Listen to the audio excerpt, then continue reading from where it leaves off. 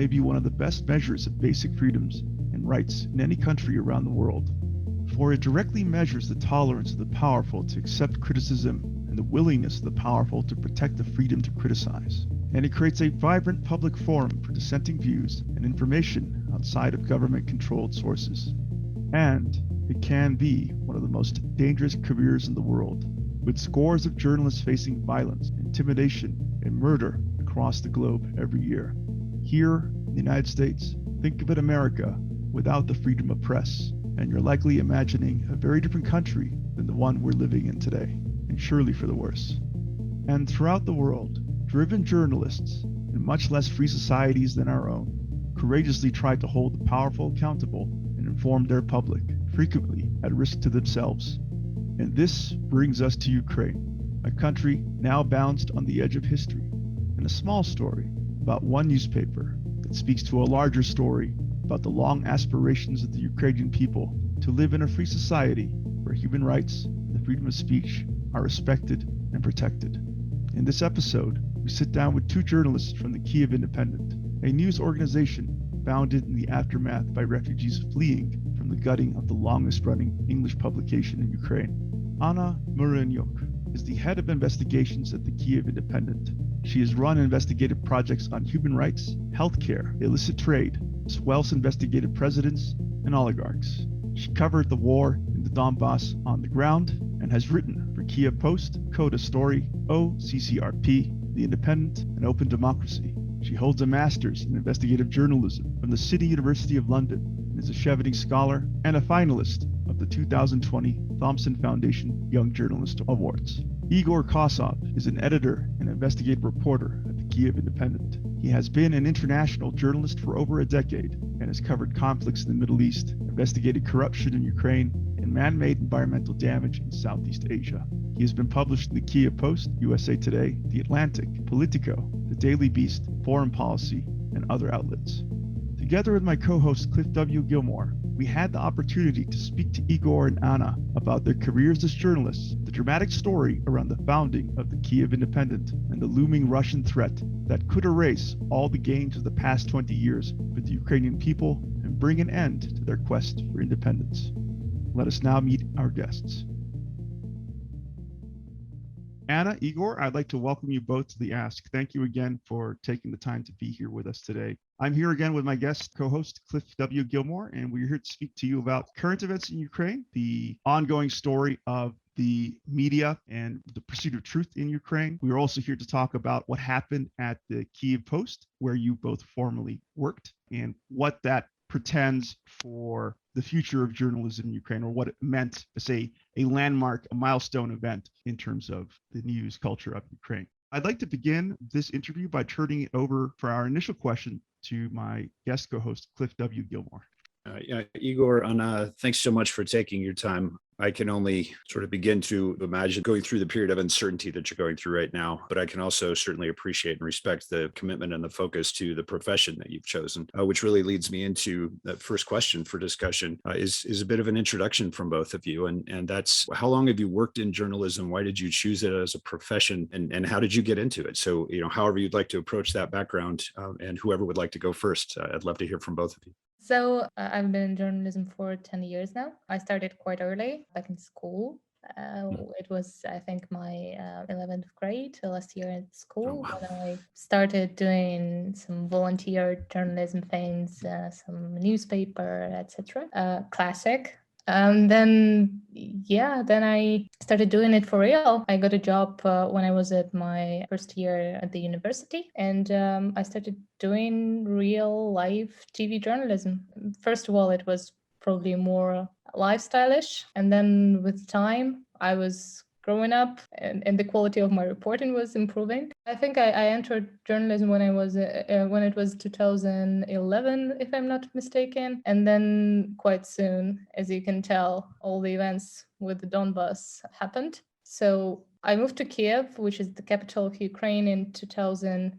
2013 in December. That's right when the Revolution of Dignity was happening in Ukraine and in Kyiv and in Donetsk, by the way, as well. So I kind of followed the wind because I was young. I was 19, and I was feeling that I have to be there where the real revolution is happening. But when I was leaving my home, Donetsk, I kind of was just thinking, well, I'll find some job in Kyiv, I'll do journalism in Kyiv, and then I'll return back to visit my family. So I'll be away for a couple of months, and that'll be it. Then the life will return back to normal, but I never returned back.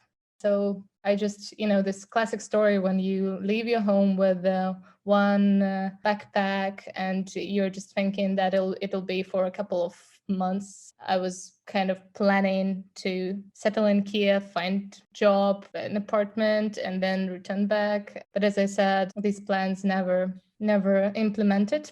So I left, and that was it. What is upsetting to me is that I never had a chance to say goodbye, because Donetsk was occupied in spring. My mom moved out of there quite soon, also closer to autumn. So that was the time when I realized that I have to be there somehow. And that's how I started doing war journalism. It was autumn of 2014. So it was October, my first trip as a war correspondent to the Donbass. I think I was 19 back then. Oh.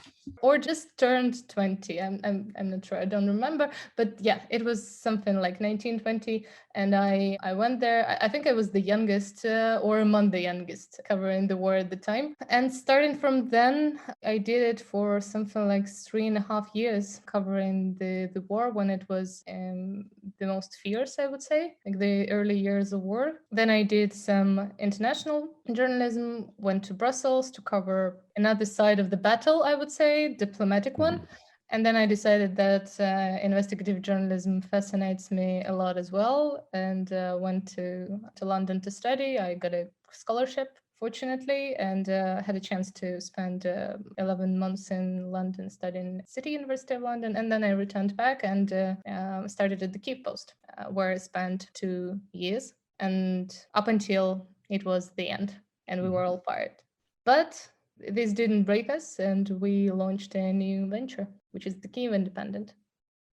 Now, I want to get into discussion about the Kyiv Independent and the work you're continuing to do as we go into this interview. It occurs to me you've had a whole lifetime of journalism career that is so condensed and so compressed. I don't know how to put the words sometimes there. That what comes to mind is people tell me, thank you for my service. And I always go, ugh, that's not, I just did my life. But that's the same thing that's coming to my mind is an appreciation for you being out there doing that, and an appreciation for what both a driver and a disruption that has been for you, the experiences you've been through. I'm glad there are people like you to become journalists and do the work of telling those stories. At the same time, it breaks my heart that you've had to live through them. I do want to ask you, Anna. I remember being 20 years old in my life and being a really dumb, silly kid. I couldn't imagine myself having the courage to cover a conflict like the one that broke out in Ukraine, that you actually started your career as a reporter on. Where did you find the courage to cover that story? Because as you said, that was some incredibly fierce fighting. A lot of Ukrainian soldiers lost their lives, and a lot of journalists lost their lives too in those 3 years. I don't know, it's difficult to answer this one, because I think it comes from a feeling that you cannot just not be there. That's it. That's something where you have to be, and you do it. I think it's hard to find some reasoning, like why exactly did you do so? I mean, it was just something like, that's my home, and these people took it away from me. You cannot ignore it, right? Well, of course, when everything started, it was all so confusing. I was very young, and I wasn't really in the very, very beginning when the Euromaidan revolution was happening. It was hard to understand why, who is behind, and like Yanukovych left. It's a mess. It was a mess. And then with time, when kind of it was clear that it's Russia behind it all, and when Russia started sending troops to Ukraine, Crimea, Donbass, Luhansk, and I had this chance. I mean, I'm not a hero, definitely not. My boss just said, "You want to go?" And I said yes. And then you just cannot resist. Then it's your job, it's your task, and you understand that you have to do it just because you have to do it. That's the simple answer. I didn't have your responsibility or sense of purpose when I was 20 years old. And I admire you. Even though reflecting back on it, you simply look back and see it as it was your duty. I still think that it was an extraordinary choice that you made in your life. Not a lot of people, I think, in your place would have made the same choice. And I commend you for your courage to pursue the story of your country in the midst of a terrible conflict. Over to Igor. Same series, basically the same setup. But tell us, what you're comfortable telling us about your chosen profession of journalism, how you got into it, and who you are and what you're about. It just came to my head at some point that I might like to do journalism. So I volunteered for a community paper for free and this wasn't a very good paper, but the topic I chose was homelessness, and it got into my head to just stay over at this shelter a couple of nights, see what they're up to there, and then see where the story goes from there. I found some subsidized housing. I did a story about how subsidized housing is ultimately cheaper and less people return to the shelters afterwards. I looked at the printed page where it was on the day it came out, and I was like, you know what? Yeah, journalism is working for me. That's what I'm going to try to do. So I decided to go to grad school for it. The City University of New York Graduate School of Journalism had just opened up 2 years ago, and they were just introducing an international concentration. And I was going to be like, obviously, yes, that's me. I'm going to be an international adventurer, all that stuff. So I did that. This foundation that they were working with sent me to Uganda for the summer. So that was nice. So I finished that and I started, saving money working for business reporting for the first year. And then Arab Spring happened. So I took my savings and I went to Cairo to live there. I would live there for 7 months, just trying to do stories about the changing situation. And by meeting some people there, I got a chance to go to Libya several times, which was obviously in the grips of the civil war at the time. I did 3 trips into Libya. The last one, I got to go into Tripoli shortly after it was sacked, shortly after the rebel army went in. I stayed at an apartment there. I got to walk through Gaddafi's abandoned fortress. So, that was very good.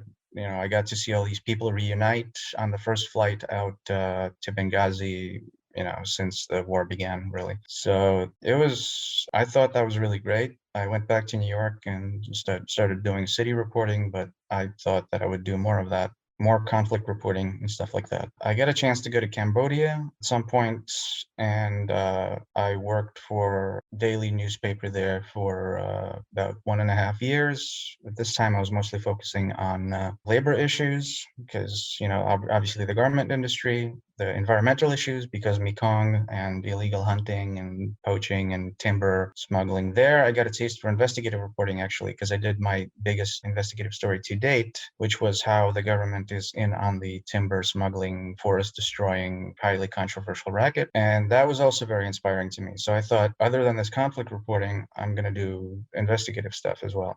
After that, I came back from Cambodia, some time passed, and then in 2017 was starting up. And because of the influence of a friend I met recently who had covered Iraq, I wanted to cover the Battle of Mosul, being inspired by him. So I went to Erbil in the beginning of January and made many trips up to Mosul I lived in this house full of journalists, so there was always people to go with and share costs and split fixers and drivers and all that. So I did that for a while, and that was obviously pretty horrifying, but it also, I think, really pushed my career forward. I got to write for some bigger publications than I had before. I got a couple of front page stories that lots of people saw. It was a good choice, I feel, to go there. And then I came back from that and I resumed working in New York, waiting for something else to happen, something else and to get my interest. And then I thought about my friend who was working at the Kyiv Post in Ukraine, and I thought, I should try that because I'm from Ukraine, but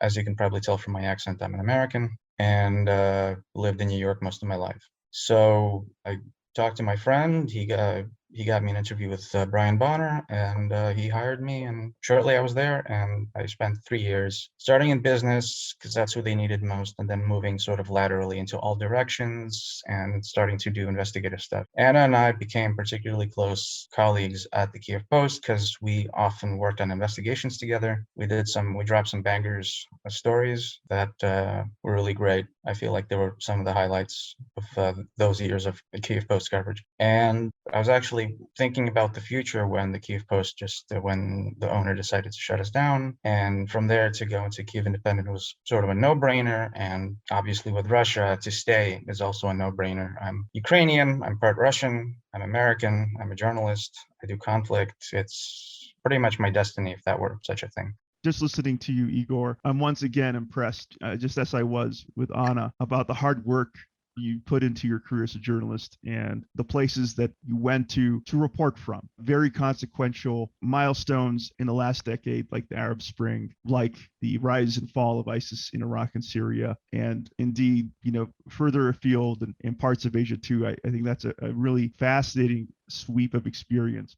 The common thread here for both of you as our guests on the podcast is your work at the Kyiv Post. And indeed, it was the catalyst for this conversation to begin in the first place. So I'd like to know, what exactly was the Kyiv Post? Oh, the Kyiv Post, it stood out on the market of Ukrainian media, I would say. Firstly, because it was an English language media, but secondly, because it was a place of freedom of speech in the best sense of this. It was a truly free media, not controlled by an oligarch who would, tell you what to write, what narratives to spread, etc. It was a real good journalism media, which I admired. The people working there were great professionals. I would say it was an international newsroom filled with professional journalists who were inspired by their work, who came to Ukraine or are Ukrainians fascinated by journalism and by the country with values, which is important. I would say that I don't know how it happened because I don't remember any specific job interview with Brian Bonner where he would ask me about my values. I think Olga Rudenka, now chief editor of Kyiv Independent, might have asked me. But still, I mean, it was a selection of people who really believed in high quality journalism. And something that proves it is the fact that we were on the same page when the situation with the Kyiv Post happened, with the pressure from the owner, everything. No one would say anything against it. Everybody was really on the same page. So we were united in this fight. So I think it kind of proves that all the people there were really into journalism. They had their values and ideas and they were ready to fight for them. That was the Kyiv Post. And also something important about the paper was that it was very critical to everybody. It was critical to ruling power, opposition, anyone. If you're doing something, well, if you're a bad guy, you'll have to, face the music and we'll write about it. And that was something I was really proud of. The fact that today we can write about Kolomoisky, tomorrow we can write about Akhmedov, another oligarch, and they're currently on different sides. You can write about anything and anyone, and there are no preferences. The paper was really unbiased, honest, and I think fair. In the U.S., we refer to the news industry as the fifth estate, and the sign of an incredibly healthy press is one that is critical and objective. And an easy measure of that is, do those in power like you? Or no. do they find you a thorn in their side? And the fact that your friends were really the Ukrainian people in your readership, I think, speaks volumes of what the Kyiv Post accomplished during its 20 years of circulation. Thank you for that, Anna. Moving over to you, Igor, and this again goes back to your activism about what happened to the Post. I'd love to hear more from you, having been in the trenches, of what happened to this paper and why, in your opinion, is what happened at the Post important for Ukraine and for people interested in your country? Sure. As you're aware, the paper was purchased by Adnan Kivan. He mostly has real estate businesses and all that stuff. A couple of years ago, he may not have known what he's acquiring. He may have thought he was buying reputation. When you have a paper as critical as ours and as prone to pissing people off as ours, you're going to have some problems. Because in Ukraine, everyone understands that for the big players in the media are controlled by one guy. If you have problems, you go to the guy and then you either make a deal or you apply pressure. And I believe that's what started happening to us, because we've been running critical stories. And after we ran a critical story about the prosecutor general, Irina Venediktova, Brian Bonner was actually called in to her office, and then we were also threatened with a lawsuit.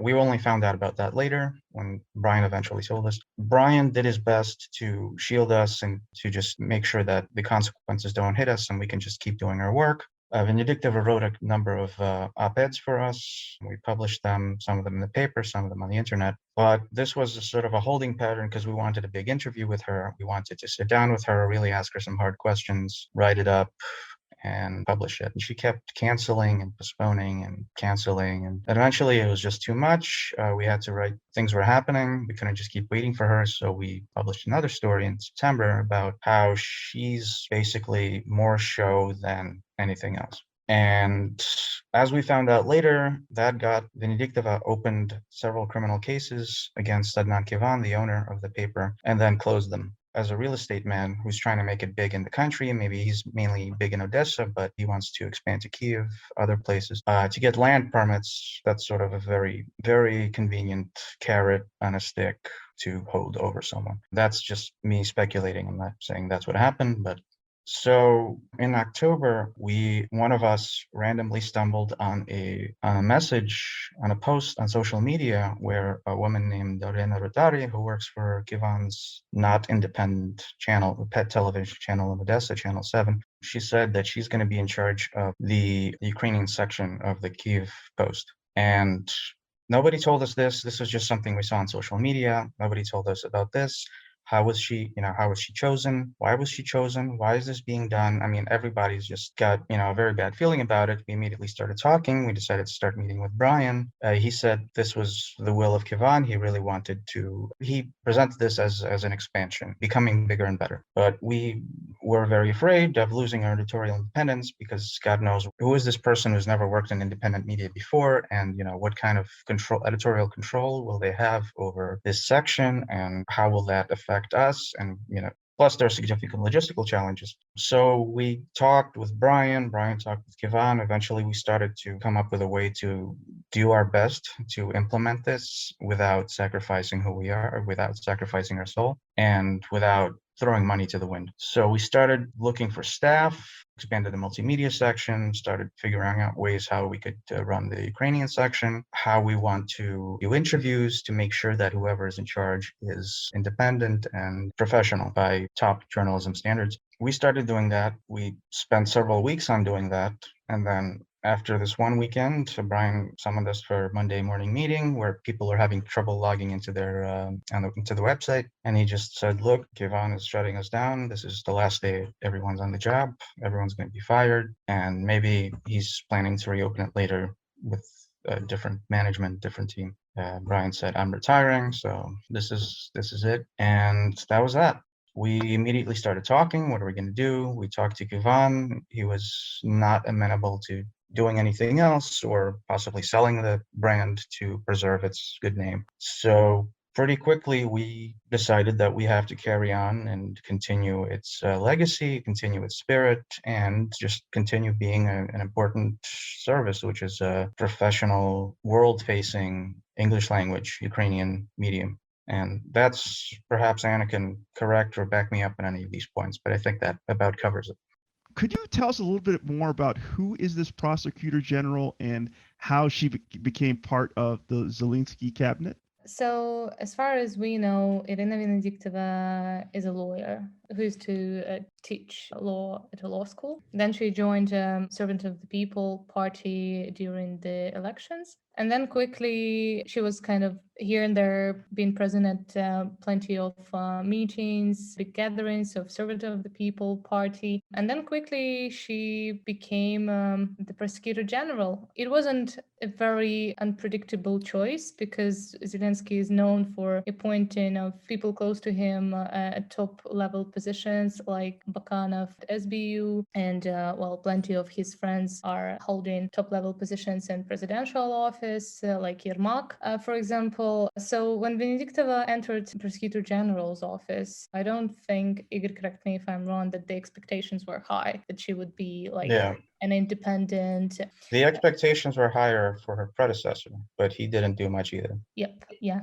So when Rябошапka left, it was quite clear that it's not gonna be great this time, and quickly it kind of proved right. when the case of Tatarov, I think Igor will talk more about it, proved that Prosecutor General's office kind of held it back and didn't really allow their prosecutors to move forward with the case and actually do all job they needed to do, charge the guy, and etc. So it was kind of evident that the prosecutor's office is not given green light to prosecutors to do their jobs and actually investigate the case, bring in the cases to the courts. We're talking about the top level corruption cases. So the process stalled. And my colleagues, Alex Sukhov and Alyosha Sorokin, they wrote a few stories, which Igor mentioned already. There were two of them. Both of the stories were something like an audit of the cases, the top cases that Prosecutor General's office was in charge of. And actually, this audit showed that they didn't do much and there wasn't successful what they were doing. Hence, the Prosecutor General's office, as we know, didn't really like the stories, because when something about Prosecutor General is written in Ukrainian in Ukraine, it's unpleasant, but it stays in Ukraine. But this time, it was something that was spread all over the world because it was published in English. And she was, as far as we know, very irritated about it because she didn't really want the outsiders to know what is going on in the Prosecutor General's office. Igor, can you take it from here? That's a good point about, because we were read by diplomats, international financial organizations, all this stuff. So that's probably why Zelensky places a high premium on loyalty, and it's been a mark of Benediktova's work so far, as my colleague Oleg Sukhov noted, that she's very loyal to Zelensky. She will shield who needs to be shielded. She will do it in a way that's, she'll find some kind of way. She's not afraid to threaten, because recently when Oligarch Akhmetov's channel started criticizing Zelensky a lot, she just bright-eyed, bushy-tailed, just goes on Facebook, says, "We're opening 200 criminal cases against the company of such and such." Doesn't name the name, but makes it obvious that it's him. And I'm just like, what are you doing? Yeah, and there were, for example, a few cases when she had no other choice but to sign off the charges, but she would not want to do it herself because of her loyalty to the president. So she would take a day off or go on sick leave one day. And then having that she is not at work, someone else of her deputies would have to sign it for her. So there are tricks, and that also proves the point that she is very loyal to the president and she does exactly what the president wants her to do. Thank you for that additional context. It seems like understanding what happened to the Post, it was vital for our listeners to have that additional background on the prosecutor and her relationship to the current president of Ukraine. The next question goes back to you, Igor. In part, this outreach to you and Anna was sparked by an appeal you posted to a private Facebook group for conflict journalists around the world in November of last year. This is shortly after Kyiv got rid of the Post staff. In the appeal, you wrote, and here I'm quoting you, "We call upon our readers and advertisers, businessmen, diplomats, international organizations, and everyone else who believes in independent journalism to support us." I'm curious, did anyone step forward to support you after this appeal? And if so, what kind of support did you receive in the aftermath of the destruction of the Post? Oh, yeah. We got so much support. Our story was heard around the world within less than a day. We had hundreds of media stories. Over 200. Yeah, over 200. We had, as soon as we started our Patreon page, we started getting, that was just for the initial boost. GoFundMe also started getting a lot. I believe we're at 750 on Patreon. It rose very, very quickly for such a young organization. We've had people bombard us with support. They would donate equipment to us, donate money to us. Anna, who's more on the organizational side, can talk specifically about that. We got offers to buy us, some of which were less suitable than others, some of which we had to refuse. But I would say that there was quite a lot of support, and Anna could probably best give some examples. I would agree. The support was tremendous. We were receiving calls and messages from all over the world. As Igor said, the story was covered extensively. I mean, in Brazil, in everywhere. Everybody was writing of us. Portugal, Italy. We have never had any coverage even comparable to this. None of our stories. So in the end, when we published our first statements, people from embassies, various diplomats started approaching us. Me and a few people from the team went on the meetings. Diplomats were just trying to understand what happened. How could they help? What they should write in their reports to the countries which they represent. So what is going on? And we were doing our best to walk them through the story and explain firsthand what we know. And we tried to help them get to the point of the entire situation. Also, we were having plenty of calls from people like lawyers. Igor was also in charge of putting together a list of people. Yeah, all these people offering pro bono work, Yeah. There was all sorts of offers. Yeah, there were finance guys who would come to us and say, all right, we have this cool business model which we can help you to build. Do you want us to help you? So, and actually some of these lawyers and some of those experts who approached us back then, they're actually helping us now with the registration of trademark, for example. There are some lawyers helping us, etc. So it was very encouraging, the fact that our story wasn't just forgotten the day after. People were actually really encouraged and they wanted to help. And I think our story inspired them. There were a few guys who even said that it's like a movie plot. That's something that people do video stories about. And, seeing people really believing in us to that extent kept me going, to be fair. Because you can see that you're not alone. So many people are backing you. And again, as Igor said, for Ukraine, such a fast rise of patrons on Patreon, it's big. It's huge, actually. Because now Kyiv Independent is among the most supported media in Ukraine on Patreon. And we've been there for 2 months or something, right? Yeah. So it's a great result, which to me proves that people really need this coverage in English, because that's our readership, that's our audience, and they vote with their money. For us, they support us, which means that they want us to continue to exist, to continue to serve our audience with high quality coverage of Ukraine. So that's great.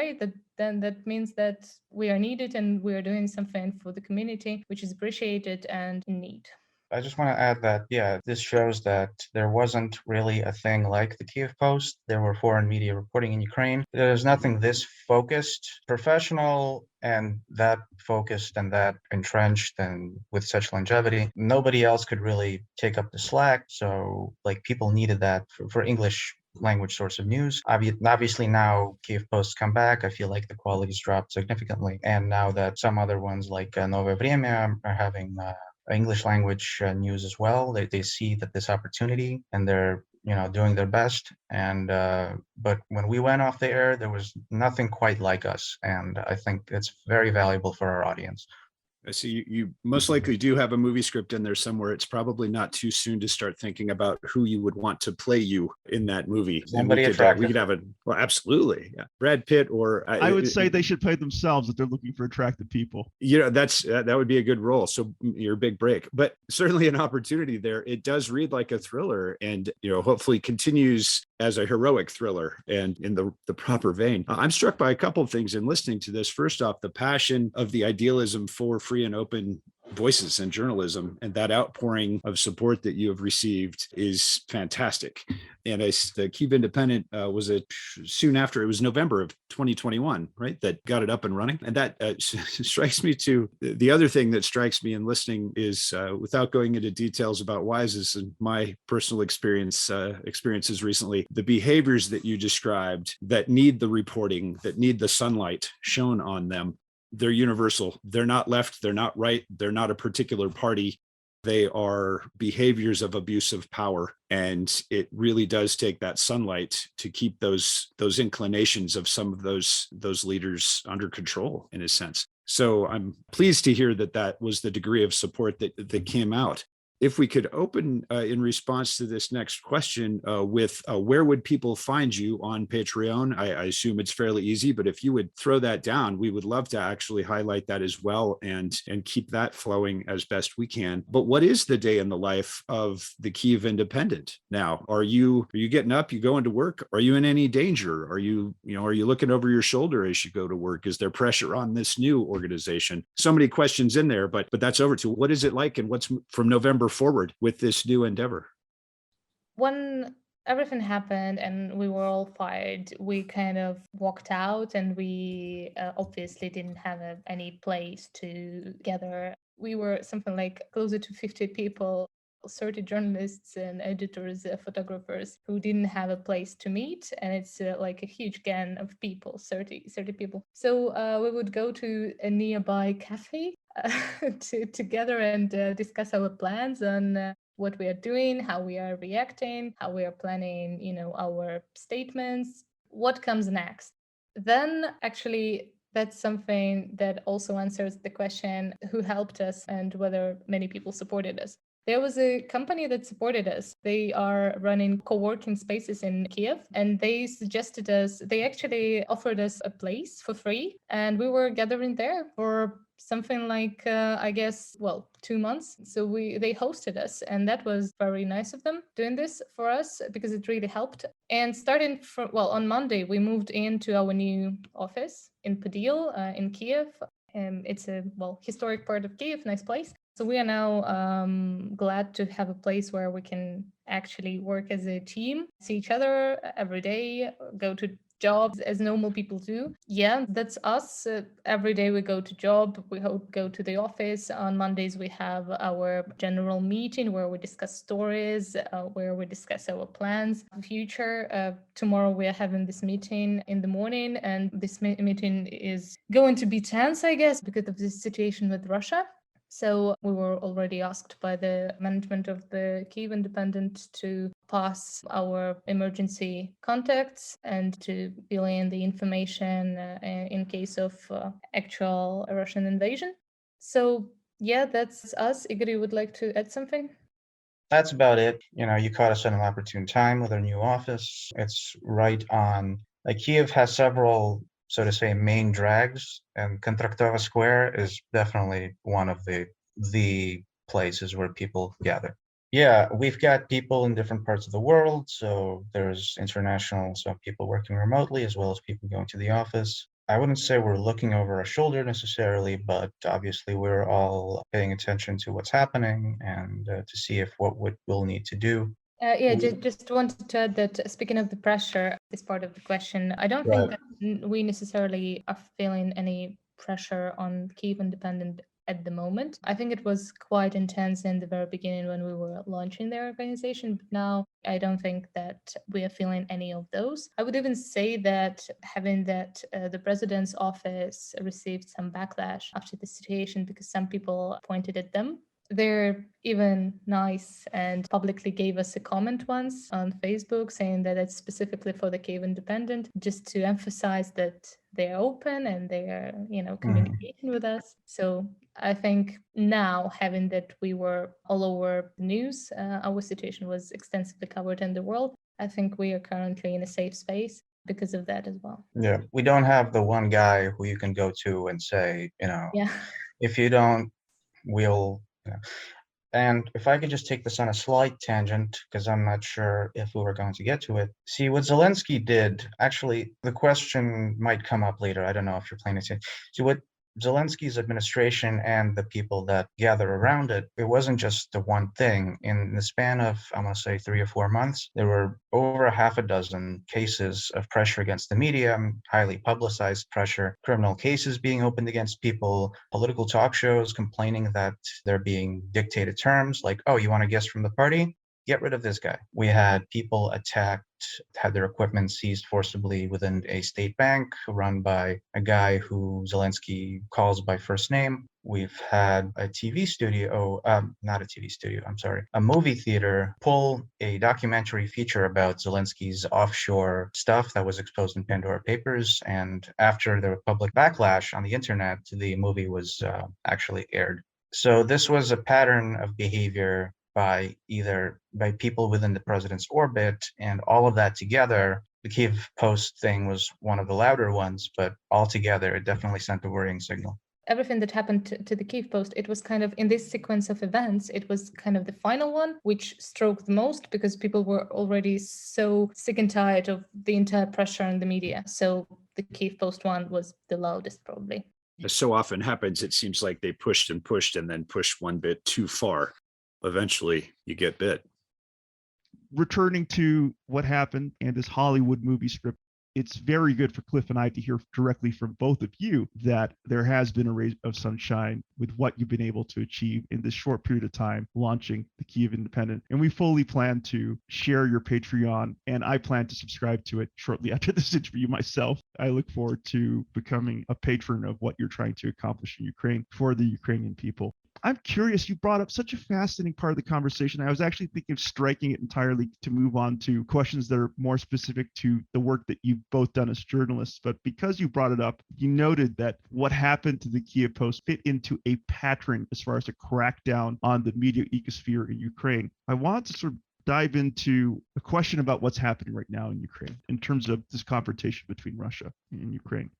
There are two names that are very significant to modern Ukrainian history. Viktor Yanukovych, who you spoke about earlier, and Viktor Medvedchuk, a Times journalist by the name of Simon Schuster, writing in the Times Magazine in an article titled The Untold Story of the Ukrainian Crisis, argues that the current military confrontation between Ukraine and Russia can be traced back to the Zelensky administration's pursuit of Viktor Medvedchuk, his media assets, and his businesses. Do you think that there is truth to that suggestion by this journalist, or it's not necessarily predicated just on this one component of Ukrainian-Russian history? I'm not sure to what extent that was part of Putin's calculus. I kind of think that the geopolitics of it probably, like, I have a boring answer to that. Like, it's less personal and probably more geopolitical. I don't know the latest on how important Medvedchuk and his people are to Putin at the moment. But obviously, when those channels were shut down by the National Security Council's decision, it made it harder to spread propaganda through traditional media in Ukraine. But Russia still has many, many other ways to do so. So I personally lack the information to say to what extent Mr. Schuster's thesis holds water. I think he might definitely have a point, but I can't say. I actually agree with Igor. I guess I can see where it comes from, definitely, but I'm not sure that Medvedchuk was that of an important person for Putin to unleash full-scale war with thousands of casualties just to protect Medvedchuk from possible criminal case in Ukraine. I just don't think that it could be justified this way. I'd rather say that I'm more of a supporter of an opinion that Putin just really wants to reestablish the Russian Empire, and having everything that happened to Belarus with all the protests and how it ended up Russia, forcing itself over Belarus and now sending troops there and performing all these military maneuvers on the Belarusian land. Then everything that happened in Kazakhstan with Russia's support, I would say. That, I think, adds to the point that Russia is really into, in my opinion, repurposing the land which lies around Russia. It just wants to build a new Russian empire and, spread its rule all over there. And my personal opinion is that, as a person whose home Russia already occupied and took away, Russia won't stop in Ukraine because it didn't stop in Donetsk, it didn't stop in Crimea. Ukraine will never be enough for Putin. And if you want to stop Putin, you have to do it now. Actually, this have to be done like ages ago in Georgia, Transnistria, Ukraine. It must be done now and as soon as possible, because if Putin takes away Ukraine now, he will continue. So I guess Poland understands us. Baltic states understand us really well. And I really hope that the rest of the world has a better understanding of the situation, that it's not about Medvedchuk and Putin and their relationships. It's, I guess, about Putin's imperialistic ambitions and his ego and his desire to be an important person, because I think he, for some reason, feels insecure in his role right now. And a happy confluence of factors for Russia. Nord Stream 2 finished, so the Ukrainian pipeline is right out the window as a deterrent. Probably Russian intelligence reports that the West was divided, that after Afghanistan the US is weak, high gas prices, which, it made Western countries resist the idea of heavy sanctions. So it was just this confluence of events engineered by Russia, in addition to their imperialistic drive and possibly getting tired of this protracted frozen conflict that's just killing Ukrainians but not really making any headway. So I think the timing of it has to do with those factors. I think, Igor, you hit ambition and ego on hit those ambition and ego in particular leaders. That's perhaps been another sort of confluence of events. Those two traits seem to have elevated in a variety of leaders at the same time right now. Without naming names, we can certainly see that's problematic many places across the world right now.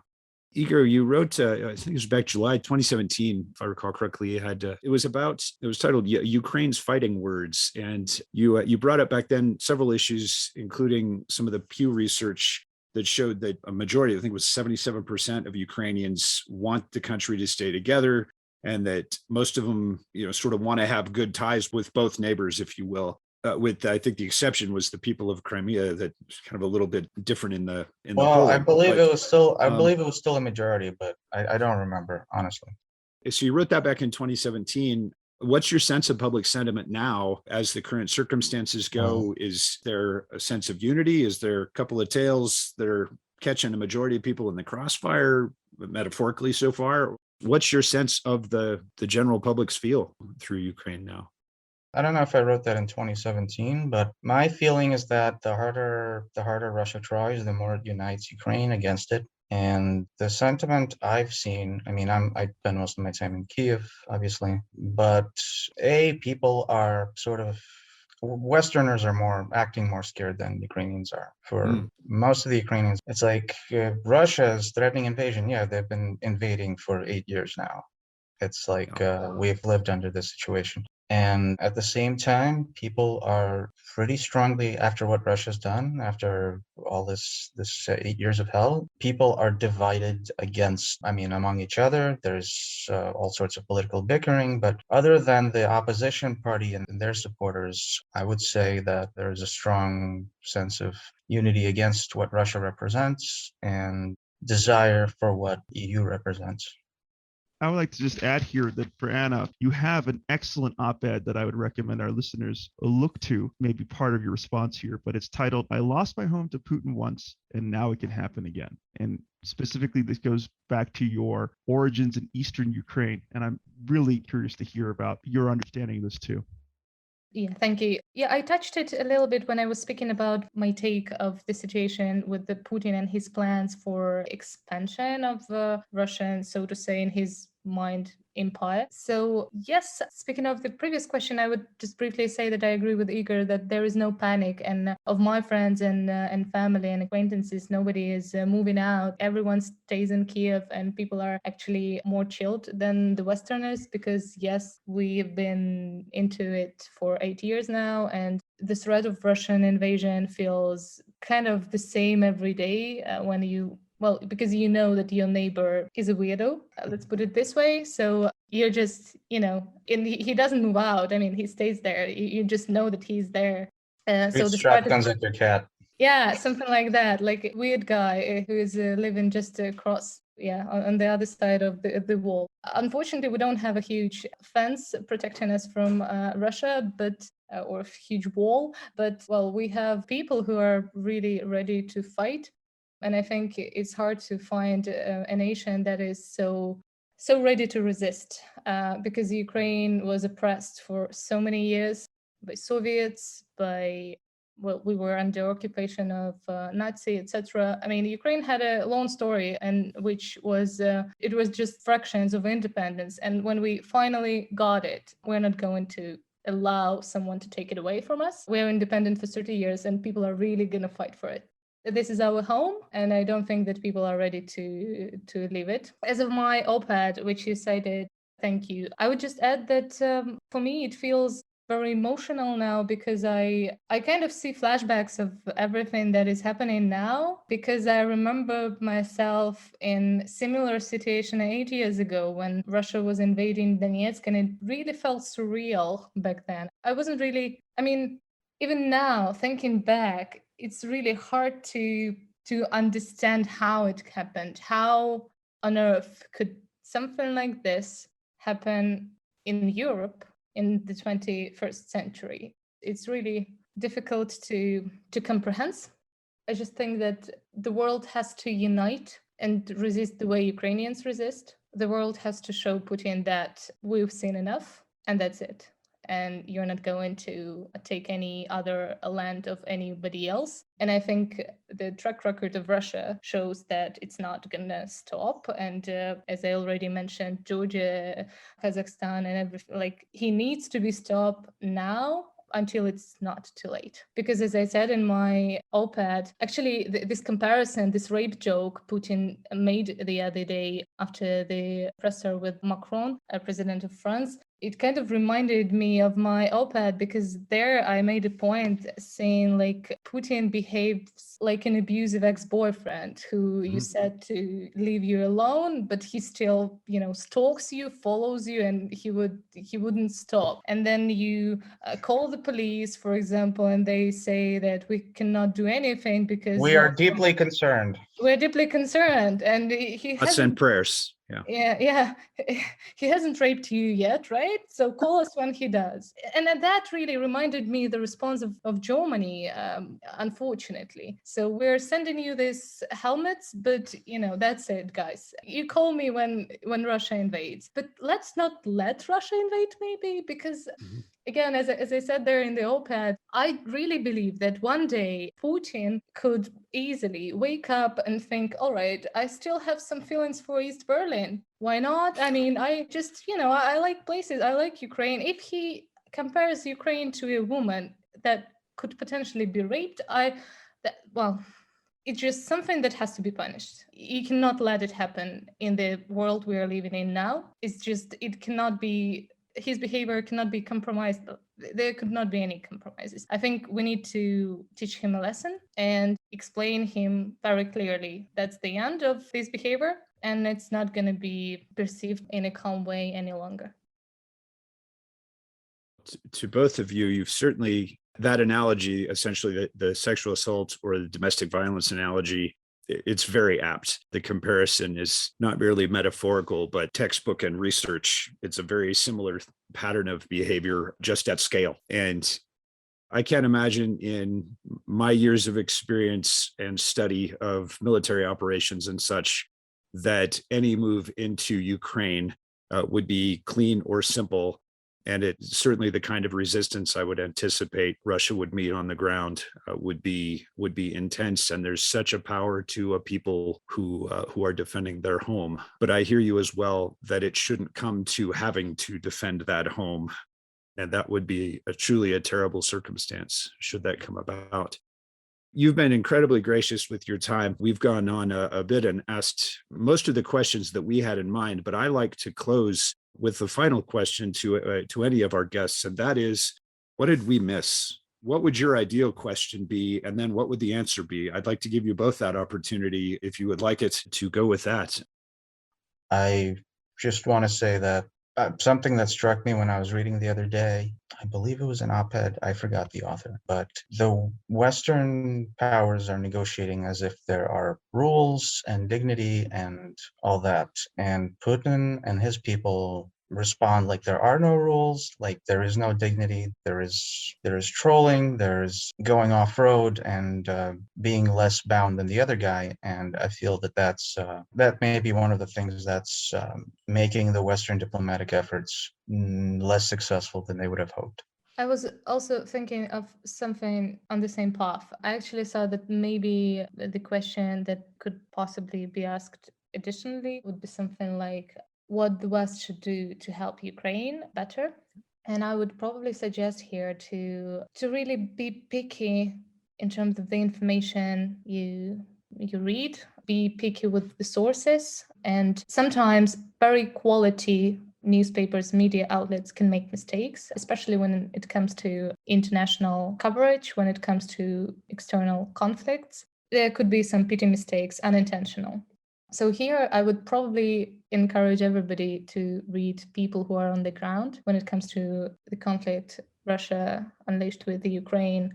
I think it makes sense, and I would encourage people to read the Kyiv Independent, because here we are on the ground, we are covering everything with the understanding of the history of Ukraine, current affairs, and we're doing it with respect to all of the journalistic standards, ethical standards, and we're doing it with courage. So that's my recommendation to everyone, to be picky with sources of information and do read Kyiv Independent. We have a lot of stories to tell you. Igor, Anna, I want to once again thank you for taking the time to come on to what is admittedly a very small podcast with a very small reach, but hopefully with a big heart. And it will always be a platform for voices like yours. And please do consider us an ally in what you and the rest of your colleagues are trying to achieve with the Kyiv Independent. I certainly will be sure to share information about your Patreon for those listeners who may want to provide their patronage to what you're building, and hopefully share it with their friends and family too, in solidarity with a free press in the Ukraine. And we cannot thank you enough for being who you are. I think the work that you are doing is very challenging and at times very thankless and very dangerous. And I commend you for being the people that you are. You too, Igor, as an American in the Ukraine, and sort of accepting these responsibilities for yourself as a journalist. It's highly commendable. Obviously for Anna, it's highly personal for her reasons for stepping forward as a journalist. But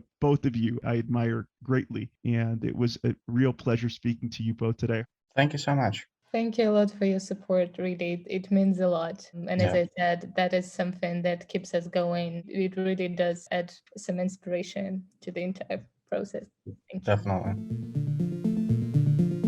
Thank you for listening to this episode of The Ask. We would like to invite our listeners to consider supporting Anna, Igor, and the team at the Kyiv Independent in their quest to provide unbiased, hard-hitting English-language journalism and news about Ukraine for the Ukrainian people and readers around the world. You can support the Kyiv Independent directly through Patreon. There are multiple support tiers to choose from, and we encourage you to look for a tier you can comfortably back. Links to the Patreon for the Kyiv Independent can be found on the website for the Ask and in the YouTube description for this video. Thank you again for listening and your consideration.